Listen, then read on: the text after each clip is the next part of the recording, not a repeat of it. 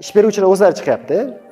Biz o'qish xarajatlarini qoplab beramiz. Siz til o'rganadigan bo'lsangiz, o'qish xarajatlaringizni qoplab beradi. Siz bepul o'qiysiz. O'qishni bitirganingizdan keyin, til kursini, ya'ni til o'rganishni tugatganingizdan keyin sizni imtihonga topshirsangiz sertifikat pullaringizni qoplab beradi. Sertifikat uchun ham pul sarflamaysiz. Germaniyaga ketish uchun bilet olishingiz kerak.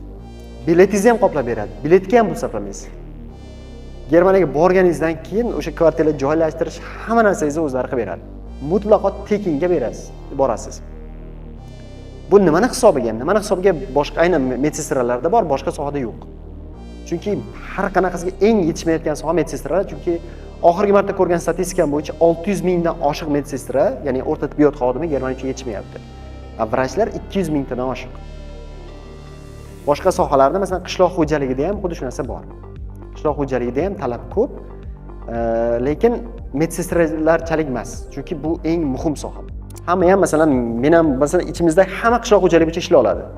Lekin hammamiz medsestra sifatida yoki o'rta tibbiyot xodimi sifatida ishlay olmaymiz.